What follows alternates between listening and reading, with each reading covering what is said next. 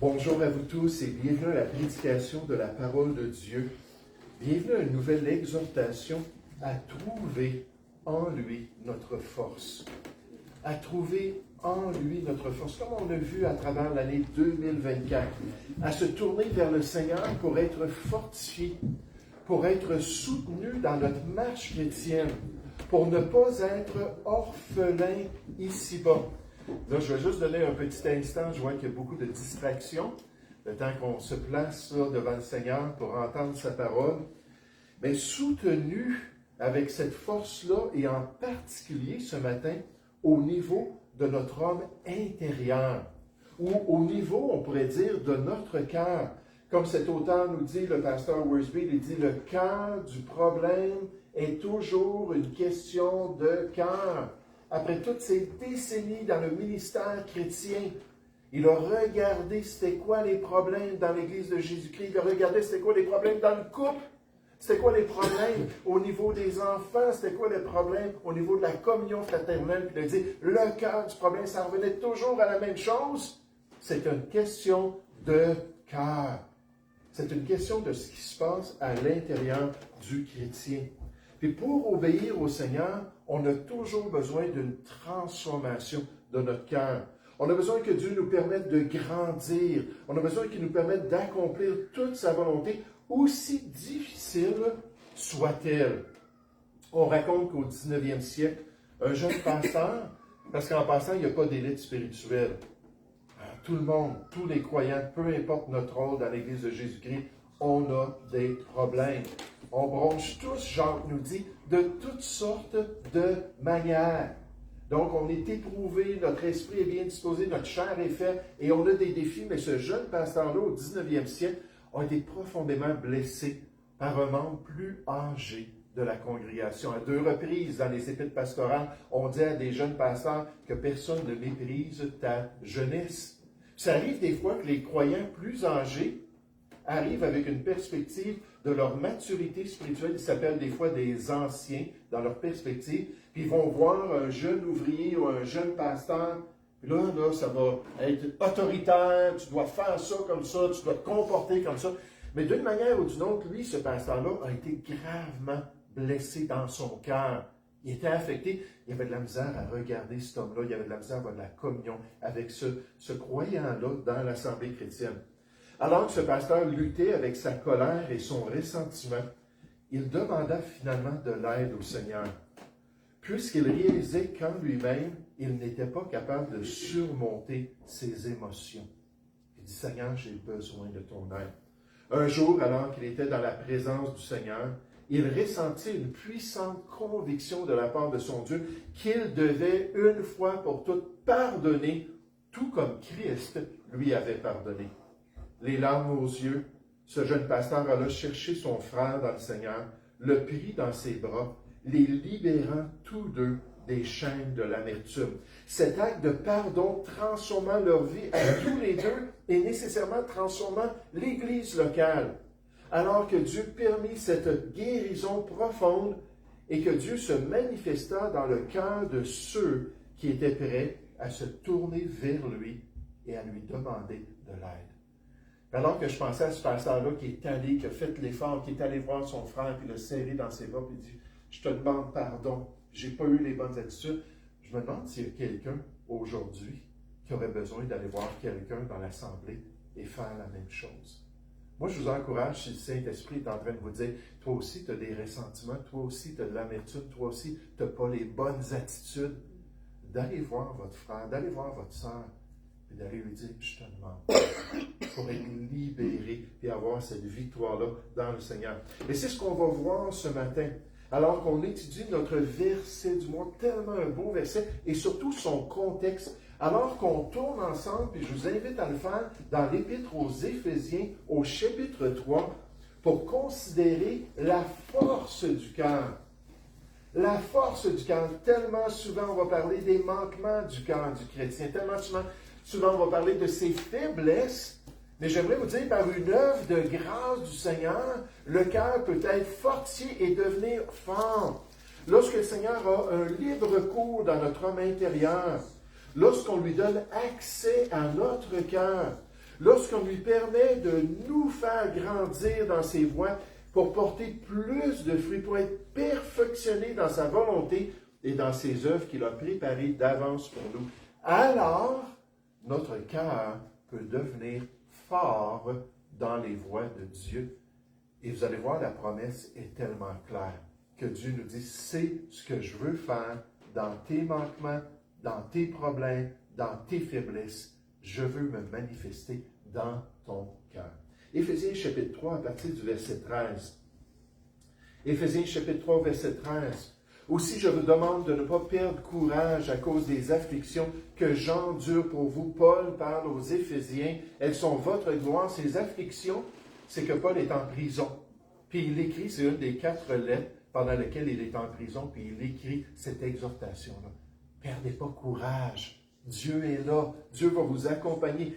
À cause de cela, verset 14, je fléchis les genoux devant le Père en face de votre manque de courage, en face des émotions, de tout ce que vous vivez à mon égard, de qui toute famille dans les cieux tire son nom, dans les cieux et sur la terre tire son nom, afin qu'il vous donne, selon la richesse de sa gloire, d'être puissamment fortifié par son esprit dans l'homme intérieur, dans votre cœur, en sorte que Christ habite dans vos cœurs par la foi, étant enraciné et fondé dans l'amour, que vous puissiez comprendre avec tous les saints quelle est la largeur, la longueur, la profondeur et la hauteur, les 4 dimensions de l'œuvre de Dieu en Jésus-Christ, et connaître l'amour de Christ, qui surpasse toute connaissance, en sorte que vous soyez remplis jusqu'à toute la plénitude de Dieu. Je pense que c'est un cœur qui est fort quand Dieu est au contrôle, qu'on est rempli de sa personne, n'est-ce pas?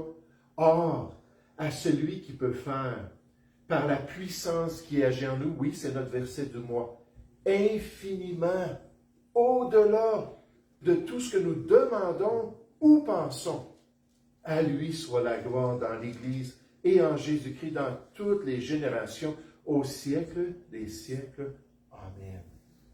En face de nos difficultés, devant nos défis et nos faiblesses en tant que croyants, quand les émotions ne suivent pas le chemin que le Seigneur a tracé pour notre vie, le chrétien n'est pas seul. Il n'est pas seul dans ce combat. La force du Seigneur l'accompagne pour rendre son cœur plus résilient et plus affermi dans sa volonté. Et c'est exactement ce qu'on nous promet ici.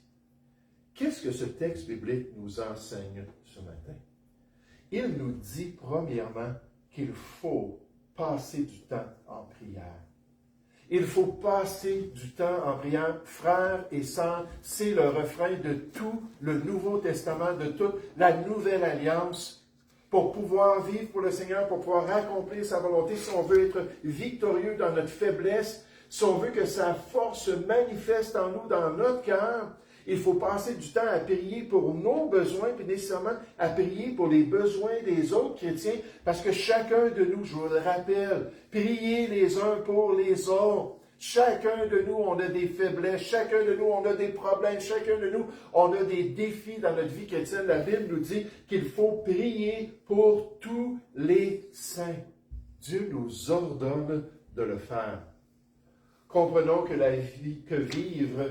de vivre la vie chrétienne sans la prière est aussi impossible que d'être vivant sans respirer, comme nous le rappelle ce réformateur du XVIe siècle. Regardez ce qu'on nous dit dans Éphésiens chapitre 3. Toujours au verset 13.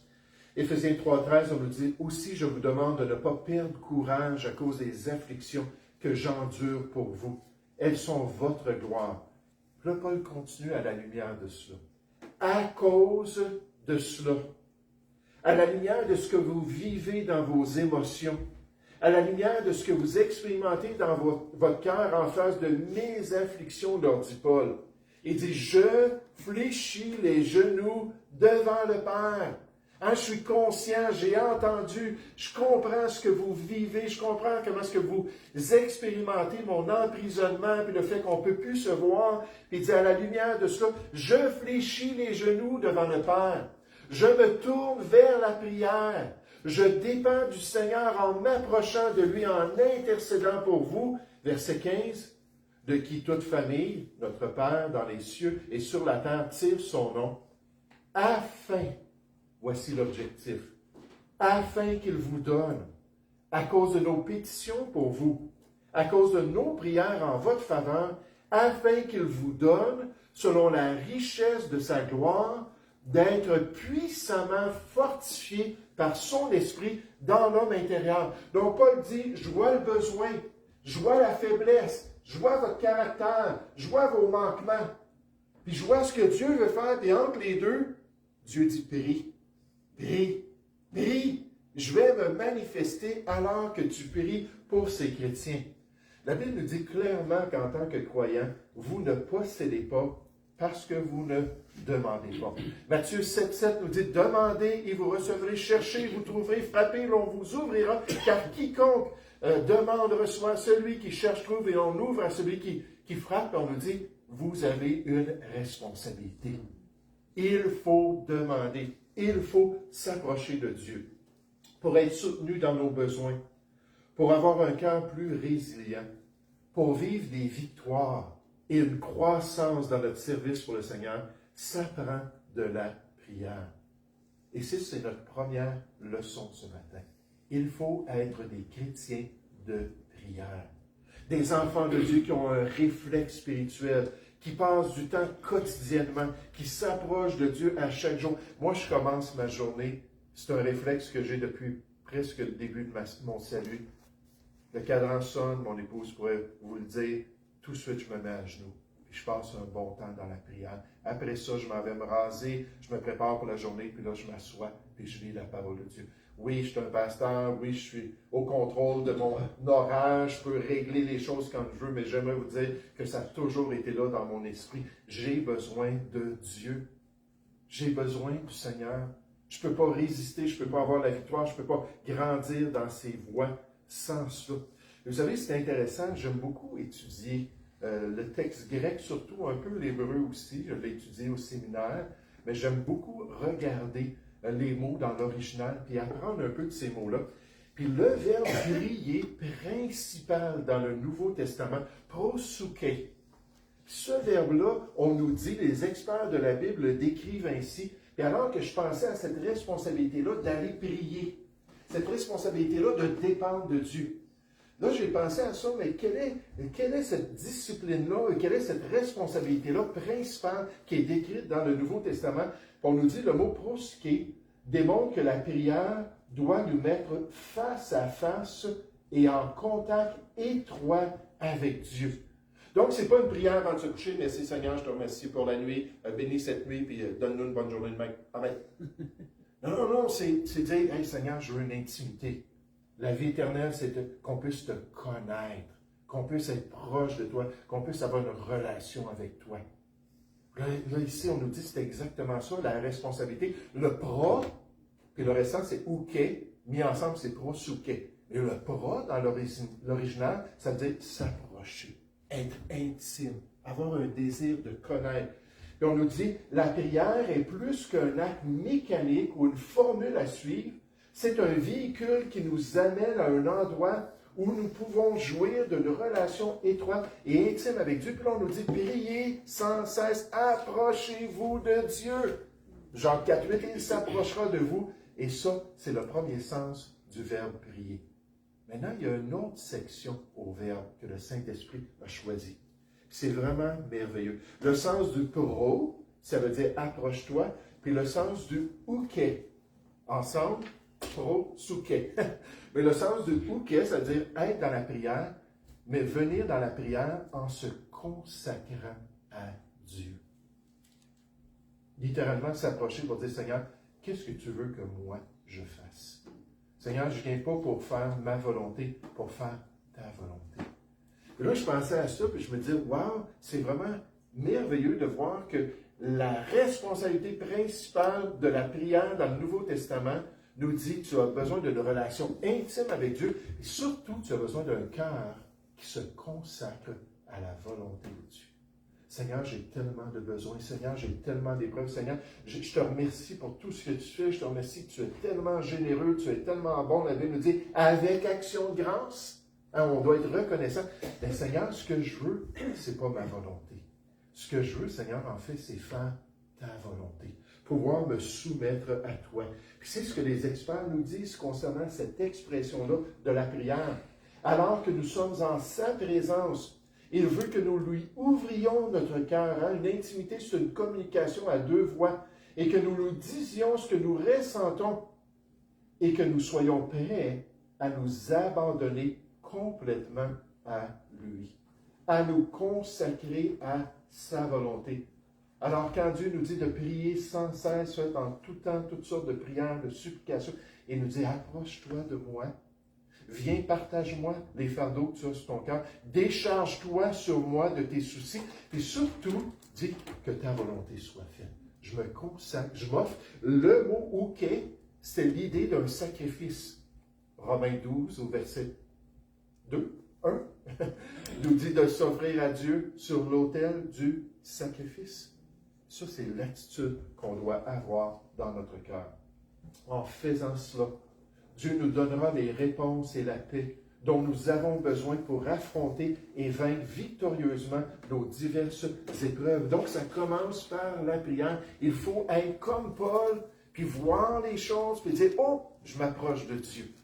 Puis là, je vais me prosterner devant lui, et je vais demander, Seigneur, manifeste-toi. Maintenant, notre passage principal, qui est lié à notre verset du mois, dans Éphésiens chapitre 3, nous présente aussi le fait qu'il faut dépendre du Saint-Esprit. Qu'il faut dépendre du Saint-Esprit. Quand on parle de victoire dans la vie chrétienne, quand on parle de progrès spirituel, quand on parle que Dieu va nous accompagner, sa bonne main va être avec nous dans notre service chrétien, dans notre marche ici-bas, c'est certain que l'Esprit de Dieu fait toujours partie de l'équation. Ça fait toujours partie de ce que le Seigneur veut accomplir pour nos victoires personnelles, pour être fortifiés dans notre homme intérieur, pour grandir dans la grâce et la connaissance du Seigneur. L'instrument choisi par le Seigneur, c'est l'Esprit de Dieu. Le moyen que Dieu a choisi pour nous faire progresser dans ses voies, pour qu'on devienne de plus en plus comme Jésus, c'est le Saint-Esprit. Imaginez le scénario que dans l'Église de Jésus-Christ, tous les croyants étaient dirigés par l'Esprit de Dieu. Tous les enfants de Dieu étaient contrôlés par sa présence. Leurs paroles seraient les paroles que l'Esprit voudrait qu'ils prononcent. Leur conduite seraient les agissements que le Saint-Esprit désirait. Leur raisonnement serait le raisonnement qui vient de l'Esprit de Dieu. Quelle Église extraordinaire! Hein, quelle Église, quelle assemblée avec une lumière merveilleuse pour le monde de ténèbres qui nous entoure. Et pourtant, c'est exactement ce que Dieu ordonne aux chrétiens quant au Saint-Esprit. Il nous dit, ne vous enivrez pas de vin, c'est de la débauche. Ne prenez pas les alternatives du monde pour pouvoir expérimenter quelque chose, c'est de la débauche. Il dit, soyez, impératif présent. Temps continuel dans l'original. Soyez continuellement, soyez sans cesse, soyez sans résister, soyez sans l'empêcher, soyez au contraire remplis de l'Esprit, sous le contrôle du Saint-Esprit, sous le contrôle de sa présence, comme le docteur John MacArthur nous le rappelle. La véritable communion avec Dieu n'est pas induite par l'ivresse, mais par le Saint-Esprit. C'est lui qui veut nous donner cette communion, qui veut nous transformer. Paul donne un commandement aux croyants de vivre continuellement sous l'influence de l'Esprit, en laissant la parole les contrôler. J'aime beaucoup le pasteur Warren Wiersbe parce qu'il dit « Rempli de l'Esprit, c'est rempli de la parole ». Colossiens 3,16 va avec Éphésiens 5 au verset 18. C'est la parole que l'Esprit a inspirée. Si on veut vraiment que l'Esprit contrôle, il faut marcher selon sa parole. C'est pour ça qu'on vous encourage à mémoriser les Écritures. Ça fait 35 ans que je mémorise les Écritures, puis je continue quotidiennement à mémoriser les Écritures. Pourquoi? Parce que je veux que ça soit là, puis que quand l'Esprit me dit « Écoute, voici ma volonté », hein, par exemple, tu ne te mettras point en colère. hein, puis que le soleil ne se couche pas sur ta colère. Ou peu importe c'est quoi, je sais que c'est l'Esprit qui est en train de me dire, veux-tu que je te contrôle? Alors débarrasse-toi de cette colère-là, et je vais te permettre d'aller de l'avant dans mes voies. Et il donne ce commandement-là, puis il dit, laissant la parole les contrôler, en poursuivant une vie pure, en confessant tous les péchés connus, en mourant à soi-même, en s'abandonnant à la volonté de Dieu, en dépendant de sa puissance en toutes choses. Quelle belle définition du chrétien. Être rempli de l'Esprit n'est pas un événement unique, ponctuel, mais une soumission quotidienne à l'influence et au contrôle de la présence de Dieu dans nos vies. Puis en passant, la plénitude de l'Esprit, c'est pour tous. Et Dieu veut qu'on le laisse nous contrôler. C'est ce qu'il dit dans Éphésiens chapitre 5 au verset 18. Elle dit, ne vous enivrez pas de vin, c'est de la débauche, soyez au contraire. Dans l'original, c'est laissez au contraire le Saint-Esprit vous contrôler. Lui, il veut le faire. Puis en passant, on a tout pleinement en Jésus-Christ. Colossiens 2 au verset 10, on a tout pleinement en lui pour vivre la vie chrétienne. Son esprit, l'Esprit de Christ, veut nous contrôler. Et cela signifie lui permettre de guider nos pas, de façonner nos pensées, de renforcer nos actions pour sa gloire. Regardez dans Éphésiens chapitre 3, comment Paul se tourne vers cette réalité au verset 14.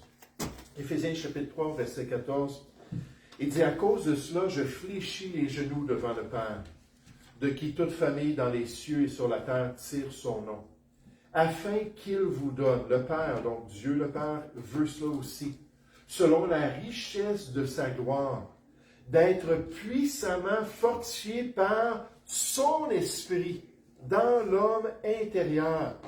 Être puissamment fortifié par l'Esprit de Dieu. Ça, c'est le chrétien mature.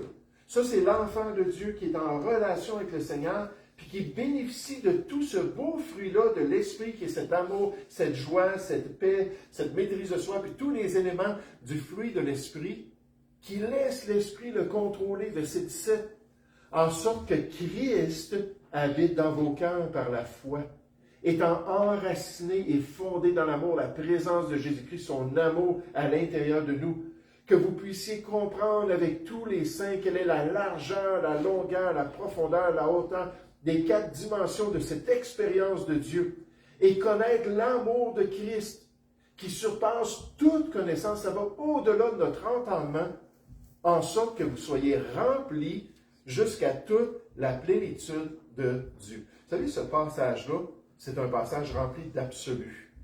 Hein? Infiniment, puis la puissance, puis toutes sortes de termes que l'Esprit de Dieu nous a donnés pour nous montrer.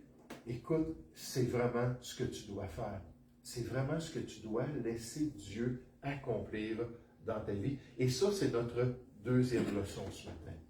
Est-ce que nous sommes des chrétiens remplis quotidiennement de l'Esprit de Dieu? Est-ce que nous sommes soumis à sa volonté et à sa parole qu'il a inspirée pour nous? Le laissons-nous diriger et fortifier notre marche avec le Seigneur? Et c'est un incontournable pour nous dans les voies du Seigneur. Encore une fois, en se levant le matin, on devrait prendre du temps dans le Seigneur, puis je sais que ça va varier chez un chrétien qu'un autre, d'après notre structure, d'après l'ordre dans notre vie, et nos responsabilités. Mais on devrait non seulement s'approcher de Dieu, mais on devrait lui dire, Seigneur, je te cède le contrôle. Je te cède le contrôle de mes émotions. Je te cède les contrôles de ma manière de voir les choses. Je te cède mes objectifs dans ma vie. Je courbe ma volonté à ta volonté pour vivre cette vie chrétienne que tu veux pour chacun de nous. Le pasteur et évangéliste D.L. Moody a dit, nous sommes des vases avec bien des fuites et nous devons nous tenir constamment sous la fontaine pour être remplis de Christ. Donc faire ça quotidiennement et ainsi avoir un approvisionnement frais. Et je crois que le Saint-Esprit nous remplit chaque jour et à chaque heure. Et en fait, en disant ça, il rendait témoignage de sa propre expérience. Parce que D.L. Moody, c'est un pasteur américain, un évangéliste, qui a été très impliqué dans l'œuvre de Dieu, mais qui ne comprenait pas la question de la plénitude du Saint-Esprit. Puis un jour, il a saisi cette vérité-là. À la fin du 19e siècle, le prédicateur D.L. Moody parcourait le monde pour prêcher l'Évangile. Il servait Dieu, mais sans cette compréhension-là de la plénitude de la personne de Dieu. Un jour, lors d'une visite en Angleterre, il entendit un prédicateur exposer le message de la plénitude du Saint-Esprit. Là, il a été touché dans son cœur, parce qu'il servait Dieu, il aimait le Seigneur, il s'est soumis à l'appel de Dieu, il était fidèle dans l'Église de Jésus-Christ, mais il ne réalisait pas qu'on a des témoignages de différents auteurs, de différents ouvriers à travers les années qui se sont aperçus, wow, il me manquait quelque chose dans ma vie chrétienne, jusqu'à ce que je comprenne comment me tourner vers Dieu quotidiennement pour avoir tout ce que Dieu voulait pour nous. Là, l'Esprit de Dieu a parlé à son cœur. Puis D.L. Moody a décidé de consacrer le restant de sa vie à chercher comment être rempli d'Esprit, à comprendre comment lui céder encore plus pour pouvoir avoir une profondeur grâce à la plénitude de l'Esprit. Puis le changement est devenu évident pour tous ceux qui le côtoyaient, pour tous ceux qui assistaient à son Église puis à ses conférences. Sa prédication passa de simples paroles à des rencontres spirituelles avec le Seigneur qui changèrent les vies de ceux qui étaient dans l'auditoire. Les réveils accompagnèrent son ministère pour le Seigneur, alors que l'Esprit de Dieu et la parole de Dieu convainquirent des multitudes quant à leur besoin d'être sauvés et ensuite de se consacrer à Dieu. Le dévouement du pasteur Moody à la plénitude du Saint-Esprit illustre comment un tel enseignement peut radicalement changer la marche du croyant et nécessairement, c'est la volonté que Dieu veut qu'on retienne dans notre cœur. Donc, en terminant ce matin, alors qu'on pense à ces leçons, alors qu'on pense aux devoirs spirituels qu'on doit commencer à pratiquer en tant que chrétien, si on veut cette force du Seigneur, une autre chose qu'il faut comprendre, c'est qu'il faut rejeter les limites. Il faut rejeter les limites psychologiques qu'on s'impose quant à la volonté de Dieu, les bornes quant à son plan pour notre vie, quant aux possibilités dans l'accomplissement des œuvres qu'il a préparées spécifiquement pour chacun de nous. Le pasteur Worsby nous dit, Dieu n'appelle pas ceux qui sont équipés, il équipe ceux qui sont appelés. Lorsque nous limitons notre service à ce que nous pensons pouvoir faire, nous passons à côté de ce que Dieu peut faire à travers nous. Il nous dit, la foi sort de sa zone de confort, sachant que sa force s'accomplit dans notre faiblesse. Et c'est exactement ce qu'on voit dans notre verset. Cette belle promesse-là dans Éphésiens chapitre 3, regardez au verset 16. Une belle promesse ce matin pour chacun de nous. Au verset 16, on nous dit, afin qu'il vous donne, selon la richesse de sa gloire, je me suis approché de Dieu, j'ai demandé, j'ai prié, j'ai intercédé, d'être puissamment fortifié par son esprit dans l'homme intérieur, dans votre cœur, au niveau de ce que vous vivez dans votre cœur, en sorte que Christ habite dans vos cœurs par la foi, étant enraciné et fondé dans l'amour, que vous puissiez comprendre avec tous les saints quelle est la largeur, la longueur, la profondeur et la hauteur, et connaître l'amour de Christ qui surpasse toute connaissance, en sorte que vous soyez remplis jusqu'à toute la plénitude de Dieu. Là, un chrétien veut dire, oh, c'est pas pour moi ça. Voyons, je ne suis pas assez spirituel. Je ne fais pas partie de la classe d'élite dans l'Église de Jésus-Christ. Je ne peux pas m'attendre à ce que Dieu fasse ça dans ma vie. Regardez notre verset du mois et la promesse à retenir. Or, peut-être vous pensez ça, peut-être que vous avez mis des limites à ce que Dieu peut faire. À la lumière de l'Esprit de Dieu, à la lumière de l'œuvre de Dieu, il dit à celui qui peut faire, par la puissance qui agit en nous, puis là il nous dit infiniment, il n'y a pas de limite, infiniment, au-delà de tout ce que nous demandons ou pensons, à lui soit la gloire dans l'Église et en Jésus-Christ, dans toutes les générations, au siècle des siècles. Amen. La confiance de Paul dans la prière ne reposait pas sur ses capacités ou celles de ses lecteurs. Ça ne dépend pas de nous, mais entièrement sur la puissance abondante de Dieu. Il affirma de manière étonnante que Dieu peut faire bien plus ce que nous pensons, nous pouvons demander ou même nous pouvons imaginer. Sans nos limites humaines, sans nos barrières psychologiques à sa volonté, permettant ainsi à Dieu de se manifester entièrement comme il le désire dans nos vies. Donc, ce matin, on parle vraiment de croissance spirituelle. Ce matin, on parle vraiment d'être transformé un peu plus à l'image de Jésus. À l'image, d'après Jean 8, 29, de celui qui faisait tout, qui accomplissait toute la volonté de son Père céleste. Ça, c'est l'image, la stature parfaite de Jésus-Christ. Et Dieu veut qu'on s'en aille un peu plus vers cette stature. Quel beau verset on a ce mois-ci, au mois de décembre. Quelle promesse à serrer dans nos cœurs. Quelle victoire et quel progrès par l'Esprit de notre Dieu qui nous transforme de plus en plus dans la personne que Dieu désire que nous soyons si nous passons du temps dans la prière. Là, on essaie de se rappeler ce verbe principal dans le Nouveau Testament, prosouké, qui nous dit « approche-toi intimement de Dieu. Demande l'aide de Dieu, surtout demande que la volonté de Dieu soit faite. » Ça, c'est la prière principale dans le Nouveau Testament. Cette réalité-là qu'on a une responsabilité. Cette réalité-là que Dieu nous appelle à la communion avec lui. Et qu'il veut qu'on se consacre à accomplir sa volonté. Comme on l'a vu dans l'introduction un peu plus tôt, Colossiens 4, verset 12, Épaphras priait que les chrétiens soient pleinement disposés à accomplir toute la volonté de leur cœur, toute la volonté de leur épouse, toute la volonté de leurs enfants, peut-être de leurs parents. Donc, toute la volonté de Dieu. C'est ça que Dieu veut. Il veut qu'on puisse lui demander de faire.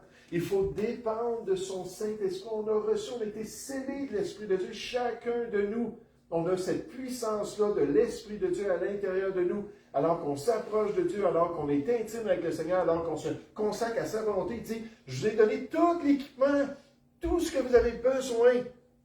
Puis il faut rejeter les limites psychologiques.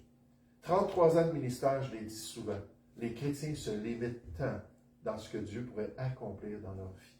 Si on sait c'est quoi sa volonté, si on comprend c'est quoi son appel, si on saisit c'est quoi les œuvres qu'il a préparées d'avance pour chacun de nous, j'aimerais vous dire, à ce moment-là, il ne faut pas mettre de limites au plan de Dieu. Puis je pense qu'au tribunal de Christ, on va être content d'avoir accompli toute sa volonté. Nous allons prier ensemble. Père Céleste, j'aimerais te remercier, Seigneur, pour ce beau passage des Écritures. J'aimerais te remercier pour cette excellente promesse que tu nous donnes. Et Père, pour cette réalité que même dans nos émotions, même dans les sentiments de notre cœur, même dans notre manque de caractère, même, Père, dans les faiblesses qu'on peut avoir, tu nous dis que tu veux nous transformer. Transformer l'intérieur nécessairement pour que l'extérieur puisse refléter le Seigneur Jésus. Père, j'ai tout fait ce matin. J'ai suivi le texte que tu m'as montré. J'ai prié pour savoir comment l'exposer, le présenter. Et je l'ai enseigné de cœur. Et Père, ça a été une bénédiction pour moi. Je te prie aussi que pour tes enfants, ça puisse être un tremplin pour une excellente semaine. Alors qu'ils se lèvent, qu'ils prennent du temps intime avec toi, qu'ils se consacrent à toi, qu'ils disent à l'Esprit, oui, oui, Saint-Esprit, contrôle-moi. Et qu'ils puissent partir en ne mettant aucune limite à ce que toi, tu veux faire dans leur vie. Seigneur, je te prie, au nom du Seigneur Jésus. Amen.